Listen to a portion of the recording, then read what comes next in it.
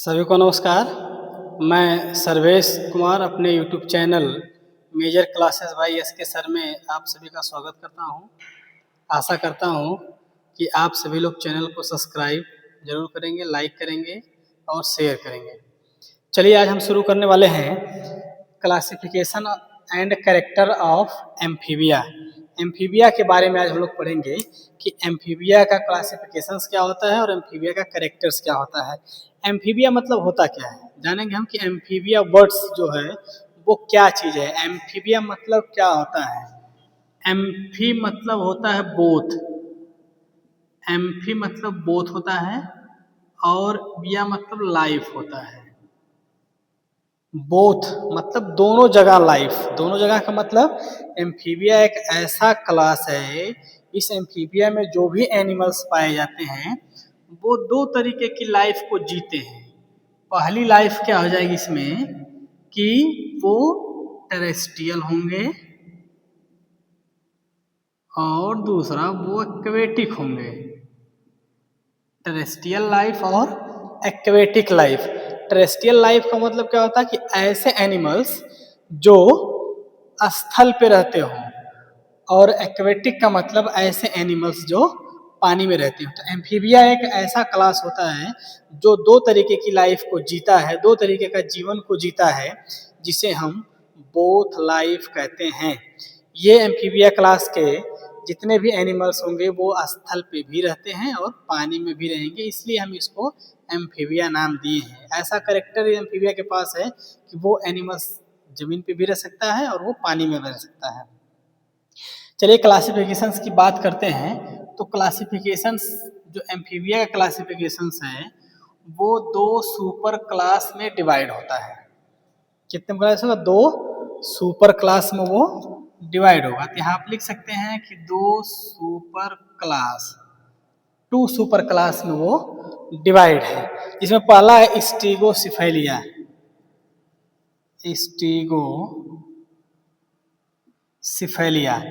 स्टीगोसिफेलिया पहला super class है। दूसरा सुपर क्लास इसमें है लिस एम्फीबिया।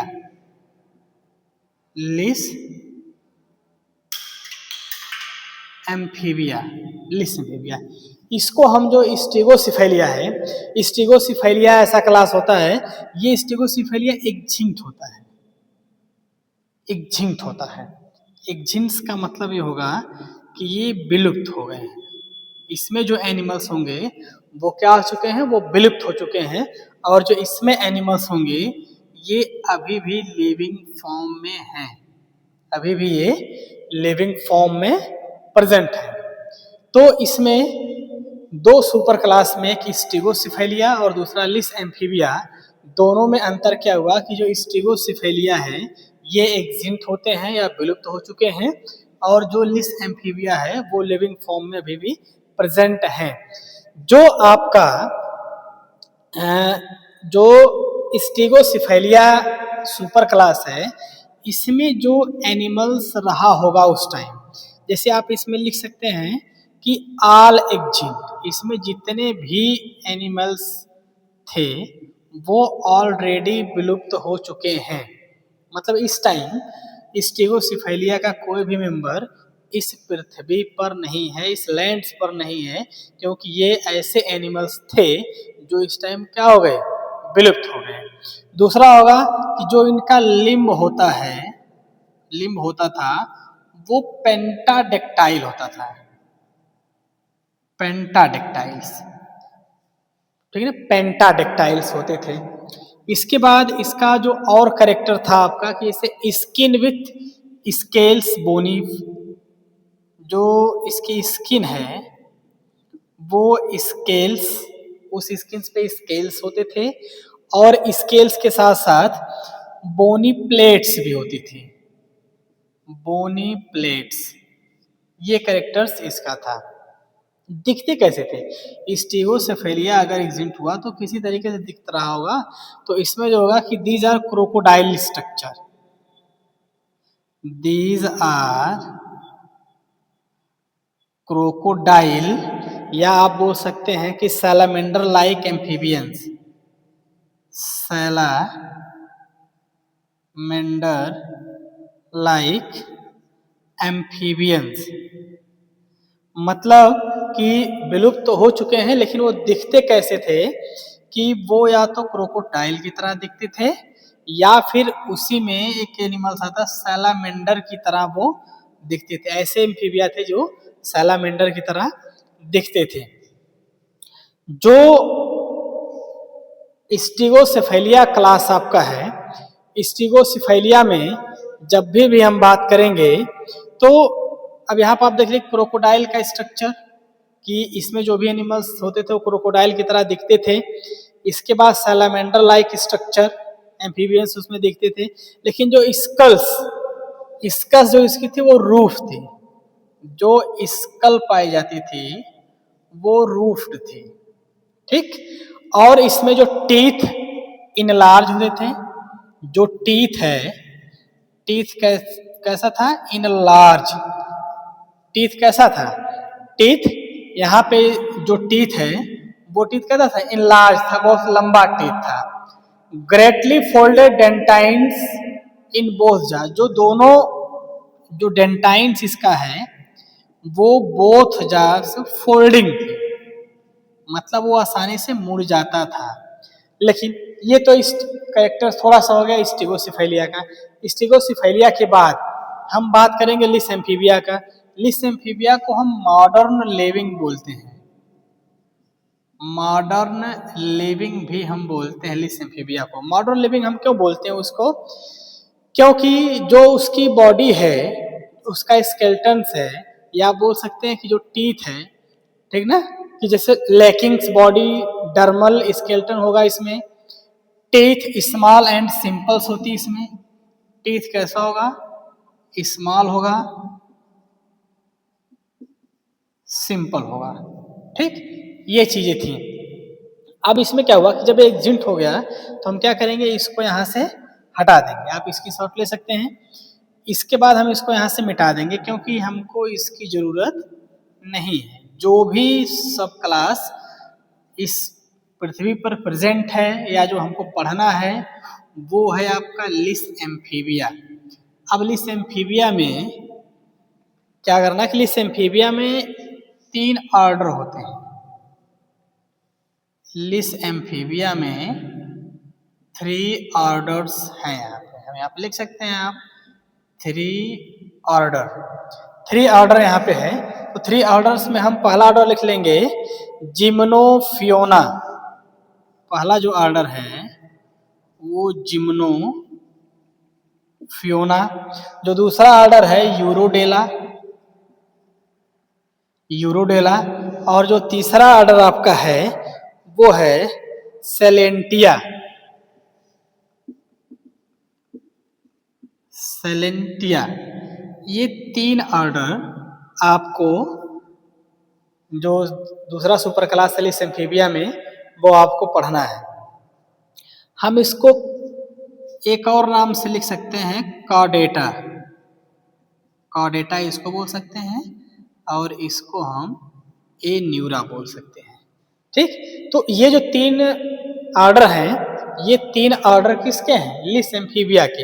अब इस ऑर्डर में, इस ऑर्डर का कैरेक्टर्स क्या है, कौन से एनिमल्स इसमें आ सकते हैं, इस ऑर्डर का मतलब क्या होता है, वो सारी चीजें अब हमको यहाँ पे पढ़ना है।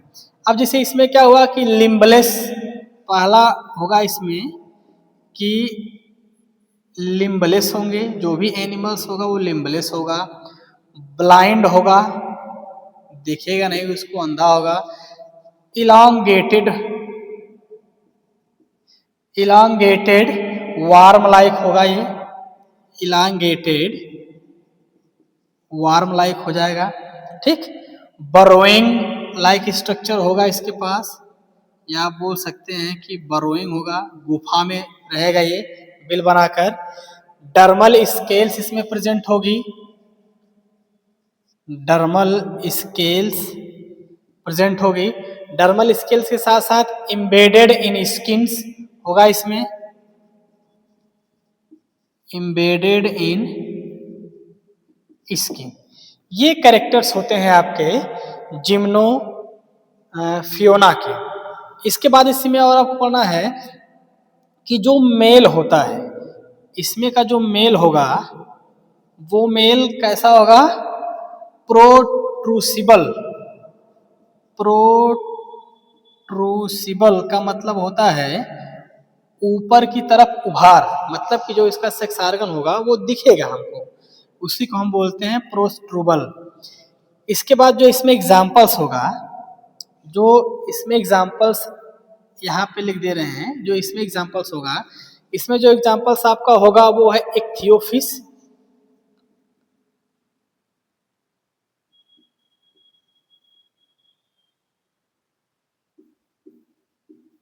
इक्थियोफिस एक एग्जाम्पल आपका हो जाएगा इक्थियोफिस। दूसरा हो जाएगा यूरियोटाइफस, यूरियोटाइफलस, यूरियोटाइफलस। जो इसमें तीसरा एग्जाम्पल्स है वो है रीनेट्रेमा, रीनेट्रेमा, रीनेट्रेमा। और जो लास्ट वाला एग्जाम्पल्स इसमें है वो है टाइफ्लोनेक्टस, टाइफ्लोनेक्टस। ये चार होंगे आपके, ठीक ना? ये चार ऐसे एग्जाम्पल्स होते हैं जो, अच्छा इस एग्जाम्पल को हम देख लेते हैं कि इसमें से इक्थियोफिस, यूरियोटाइफलस, रीनाट्रेमा और टाइफ्लोनेक्टस, इन चारों में से कौन सी स्पीसीज जो हमारे इंडिया में पाई जाती हो, या जो हमारे इंडिया में पाई जाती हो वो स्पीसीज या इंडिया में है, फॉरेन्स में है, कहाँ पे पाई जाती है, या उसका मतलब क्या होता है, वो सारी चीज देख लेते हैं। तो जो यहाँ पे इक्थियोफिस और यूरियोटाइफलस है, ये दोनों तो found in India, found in India. और ये जो नीचे वाली स्पीसीज है टाइफ्लोनेक्टस, ये आपकी पाई जाती है या फाउंड होगा इसमें साउथ अमेरिका, विविपेरस और एक्वेटिक।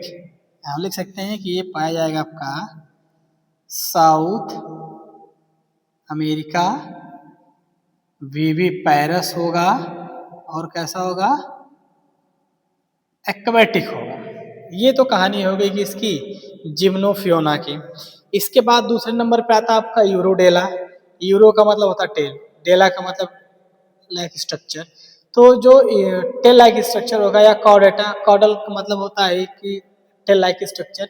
तो यूरोडेला में जो होगा, यूरोडेला में हम कॉमनली जो इसमें के जो एनिमल्स होंगे, या जो ऐसा एनिमल्स, ठीक, जो देखने में हमको कैसे लगेगा, जैसे इसमें लगे कि टेल्स है, या आप बोल सकते हैं ऐसा कि लिजार्ड लाइक स्ट्रक्चर, इसमें लिजार्ड लाइक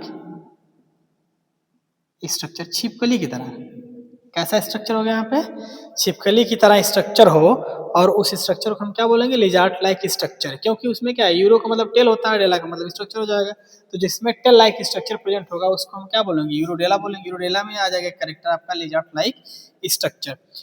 दूसरा होता है कि इसमें पाया जाएगा आपका कि जो टिम्पैनम होगा वो अब्सेंट होता है। एक आर्गन्स होता है सुनने का, टिम्पैनम क्या होगा?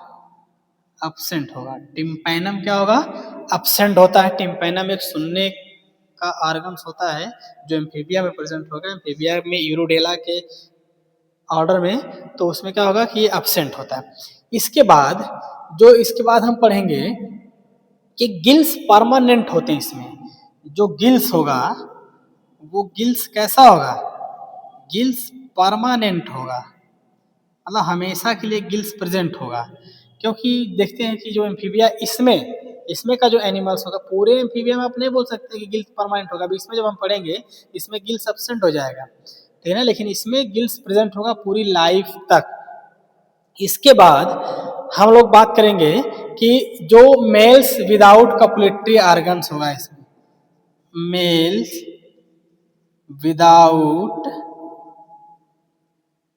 Copulatory organ, male without copulatory organs. इसमें हम एग्जाम्पल्स लिख लेते हैं। इसको आप अगर नोट कर चुके हैं तो स्क्रीनशॉट ले सकते हैं। चलिए, इसका एग्जाम्पल्स हम इस तरफ लिख दे रहे हैं क्योंकि उधर जगह नहीं मिल पा रही है। तो इसका एग्जाम्पल्स आपका हो जाएगा, आप लोग ध्यान दीजिएगा कि ये जो एग्जाम्पल्स लिख रहा हूँ मैं, ये यूरोडेला का एग्जाम्पल्स है। यूरोडेला का एग्जाम्पल्स में क्या आ जाएगा, सैलामेंडर आ जाएगा।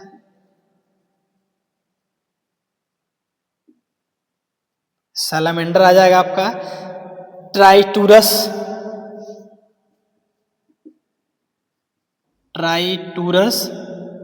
और जो तीसरा आपका एग्जाम्पल्स आ जाएगा वो नेक्टूरस है। नेक्टूरस, सैलामेंडर, ट्राइटूरस और नेक्टूरस।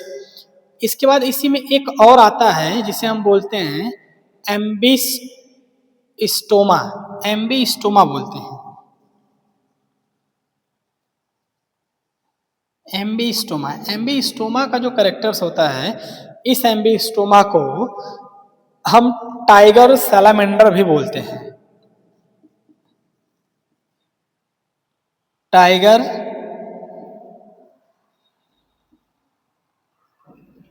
सैलामेंडर, टाइगर सैलामेंडर हम एम्बिस्टोमा के रूप में जानते हैं इसको, कि टाइगर की तरह दिखता है।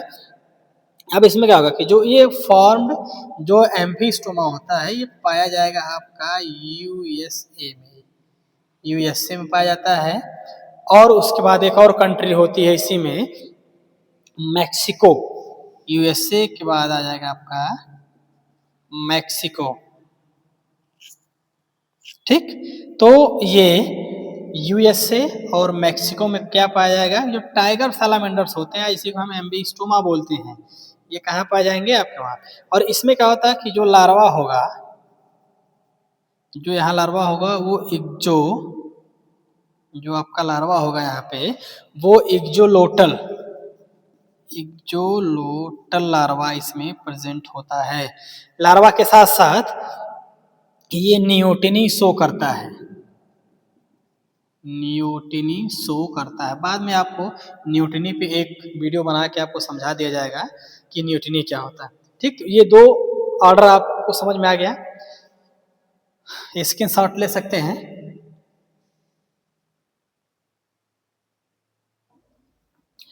तीसरे पे आता है आपका, तीसरे नंबर पे आएगा सेलेंटिया। सेलेंटिया का मतलब होता है, किसी को हम एन्यूरा भी बोलते हैं, सेलेंटिया को हम क्या बोलते हैं, एन्यूरा बोलते हैं। अब इसके बारे में हम पढ़ेंगे कि हम इसमें क्या लिख सकते हैं। इसका कैरेक्टर मैं यहाँ लिख के बता दे रहा हूँ कि कॉमनली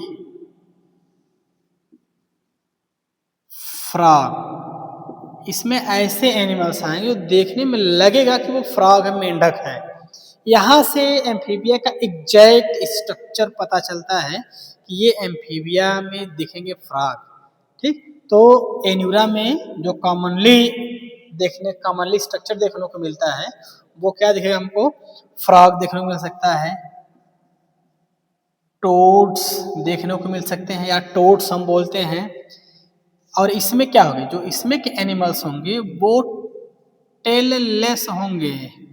क्या होगा, इसमें टेल नहीं पाई जाएगी। ये ऐसे ऑर्डर्स हैं, या इस ऑर्डर्स में ऐसे एनिमल्स हैं जिसमें टेल अब्सेंट होती है। जब टेल अब्सेंट हो जाएगी, इसका मतलब कि एडल्ट विदाउट गिल्स। एक और करेक्टर आ जाएगा इसमें, एडल्ट विदाउट गिल्स। एडल्ट में इनके पास गिल्स अब्सेंट होगी। या अब उस आई लीड वेल फॉर्म्ड। एक और करेक्टर इसमें आ जाएगा कि जो आई, जो इसमें आंख होती है, आई लीड जो हम लिखते हैं, आई लीड इसमें क्या होगी, वेल डेवलप्ड होती है, या आप लिख सकते हैं वेल डेवलप्ड होती है। आई लीड्स क्या होगी, वेल डेवलप्ड होगी। इसके बाद टिम्पैनम प्रेजेंट होता है इसमें, टिम्पैनम,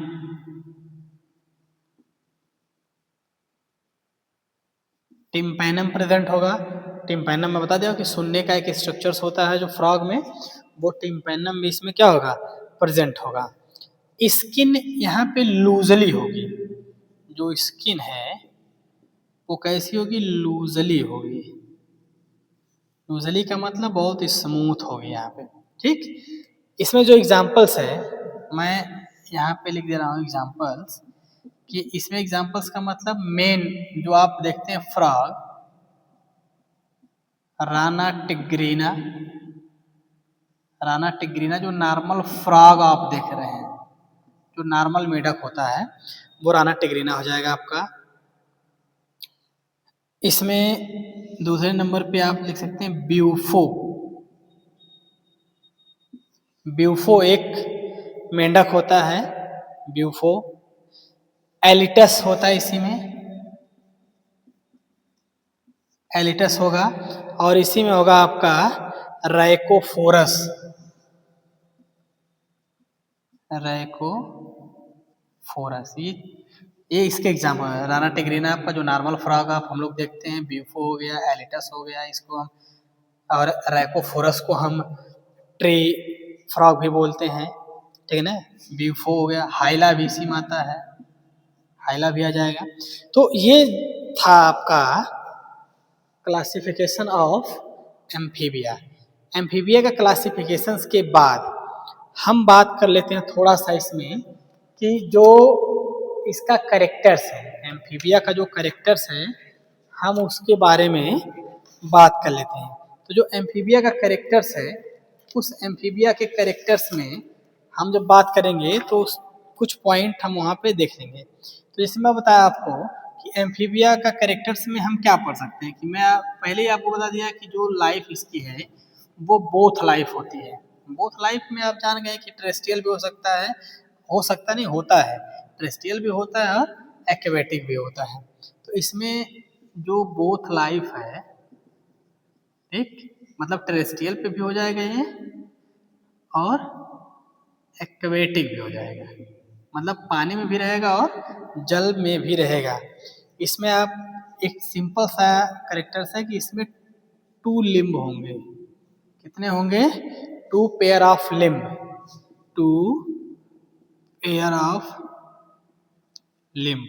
जो एम्फीबिया में लिम्ब्स होते हैं वो कितने होंगे? Two pair of limb amphibia में होते हैं। अगर टू पेयर ऑफ लिम्ब होते हैं एम्फीबिया में, तो मैं आपको इसके पहले भी बताया हूँ कि लिम्बलेस भी होते हैं। तो इसका मतलब ये हुआ कि जो अगर बायोलॉजी पढ़ना है, जूलॉजी पढ़ रहे हैं, तो जाहिर सी बात है उसमें एक्सेप्शन हो सकता है, क्योंकि जूलॉजी में एक्सेप्शन होता है, बॉटनी में एक्सेप्शन होता है। तो हम डायरेक्टली बोल सकते हैं कि बायोलॉजी अगर हमको पढ़ना है तो बायोलॉजी में कहीं ना कहीं एक्सेप्शन होता है। तो यहाँ पे जो एक्सेप्शन है, एक्सेप्शंस में क्या लिखा है आप पहले, इसके बाद इसके पहले मैं बताया हूँ कि लिम्बलेस होते हैं एम्फीबिया, लेकिन कुछ क्लास में लिम्बलेस थे, कुछ सब क्लास में लिम्बलेस थे, ऑर्डर में लिम्बलेस थे। लेकिन यहाँ पे जब हम कॉमनली अगर सिर्फ कैरेक्टर की बात करेंगे तो कैरेक्टर में हमको टोटल लिखना होगा। तो एक्सेप्शंस में हम क्या लिख सकते हैं कि विदाउट लिम्बलेस, यहाँ आप लिख सकते हैं विदाउट लिम्बलेस। अच्छा, विदाउट लिम्बलेस में एक अच्छा सा एग्जांपल आपका इक्थियोफिश का, इक्थियोफिश का एक अच्छा एग्जांपल्स है कि इसमें लिम्ब नहीं पाई जाती है। आप, या आप ऐसे बोल सकते हैं कि इसके पास कोई लिम्ब नहीं होती है, या तो आप बोल सकते हैं कि ये स्नेक की तरह दिखता है। कैसा दिखेगा? स्नेक की तरह, सांप की तरह दिखता है, ठीक है ना। जब इसके पास लिम्ब नहीं होगा, कोई पैर नहीं होगा, कोई हाथ नहीं होगा, तो कैसा दिखेगा? ये स्नेक की तरह दिखता है। एक और एक्सेप्शन इसी में होता है, एक और एक्सेप्शंस में ये चीज़ होगा कि हम इसमें पढ़ रहे थे कि कुछ सारे एनिमल्स को ओवी पैरस, लेकिन सैलामेंडर इसमें क्या होता है, वो बीबी पैरस होता है। सैलामेंडर कैसा होगा? वो बीबी पैरस होता है। सैलामेंडर कैसा होगा? वो बीबी पैरस। ये दो एक्सेप्शन इस एम्फीबिया में देखने को मिलते हैं। क्या मिलेगा? पहला एक्सेप्शन आपको हो जाएगा कि विदाउट लिम्बलेस। तो विदाउट लिम्बलेस में इक्थियोफिश एक अच्छा एग्जांपल्स है, ये स्नेक की तरह दिखते हैं। दूसरा एक्सेप्शन आपका होगा सैलामेंडर, सैलामेंडर बेबी पैरस होता है। जबकि आप तो पढ़ते हैं कि जो एम्फीबिया के सारे एनिमल्स होते हैं वो कैसे होते हैं? वो भी पैरस होते हैं, अंडे देने वाले होते हैं। लेकिन एक्सेप्शंस के तौर पे आप सैलामेंडर को देख सकते हैं कि सैलामेंडर कैसा होता है? बेबी पैरस होता है। Body divided into 2 and 3 part, body divided into two or three part. Two or three part. Mouth, trunk and tail. Mouth, trunk and tail.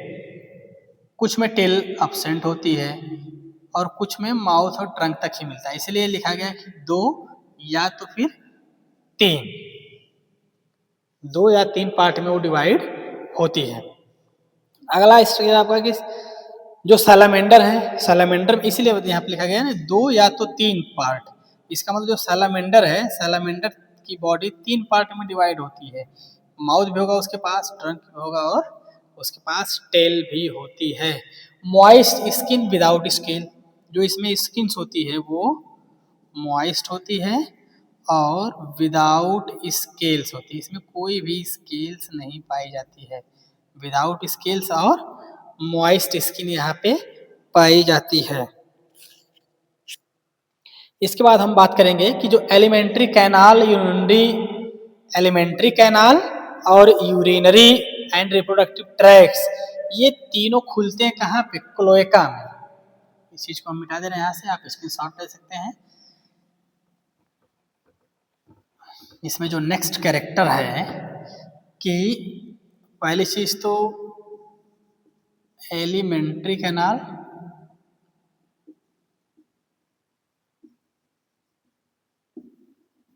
Reproductive tract और यूरिनरी स्ट्रक्चर, ये तीनों जाके कहाँ खुलेंगे? क्लोएका में। क्लोएका एक ऑर्गन्स होता है, उस क्लोएका में जाके ये तीनों खुलते हैं। इन सबकी ओपनिंग क्लोएका के द्वारा ही होती है। आप ये भी बोल सकते हैं कि इन तीनों की ओपनिंग, चाहे एलिमेंट्री कैनाल्स हो, रिप्रोडक्टिव ट्रैक्स हो या यूरिनरी ट्रैक्स हो, इन सब की ओपनिंग कहाँ पे होती है, किसके द्वारा होती है? क्लोएका के द्वारा ही होती है। अगला जो होगा कि जो रिस्पायरेटरी ऑर्गन्स है,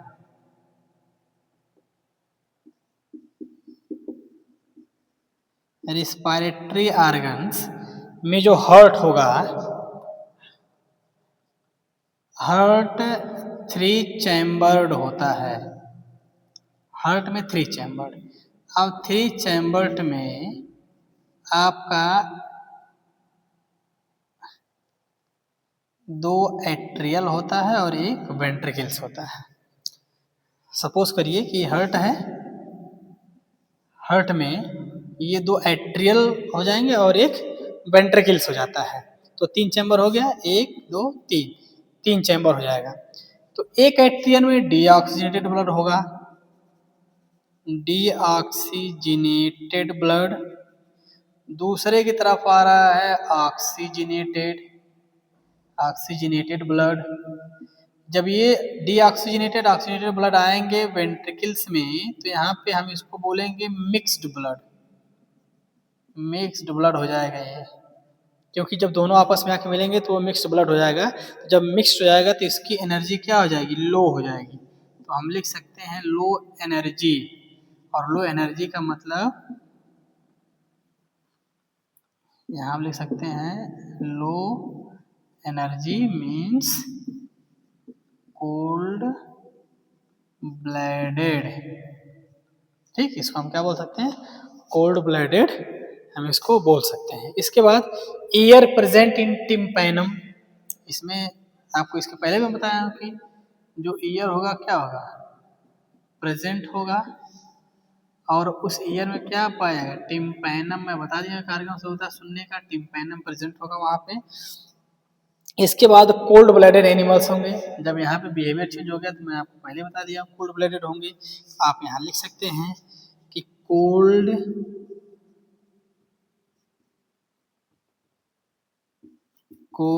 ब्लडेड एनिमल मतलब इनका टेम्परेचर हमेशा घटता बढ़ता रहेगा। Fertilisation external and oviparous, fertilisation जो होगा, फर्टिलाइजेशन एक्सटर्नल, और जो एनिमल्स होंगे वो ओविपेरस होंगे। ओविपेरस, कुछ एक्सेप्शंस में विविपेरस लिखा जाता है, लेकिन लगभग 90% लगभग एनिमल्स ओविपेरस ही होते हैं। एक दो को छोड़ के बाकी सब ओविपेरस, बाकी एक दो एक्सेप्शन में आते हैं वो विविपेरस होते हैं। Development in direct tadpole larva, development in direct tadpole larva के रूप में ये प्रेजेंट होंगे। ये सारी कहानी थी आपके classification of amphibia and character of amphibia के बारे में। ठीक, जिसको भी जिस भी स्टूडेंट को या जिसको भी नहीं समझ में आता है वो आप कमेंट लिख के क्वेश्चन पूछ सकते हैं कि हमको यहाँ समझ में नहीं आया, तो आपको वहाँ पे कमेंट में आपको बता दिया जाएगा। ठीक, वीडियो इतनी मेहनत से हम लोग बनाते हैं, आप लोग से बस एक आशा हम लोग रहती है कि चैनल को सब्सक्राइब और लाइक और फॉलो जरूर करें। धन्यवाद।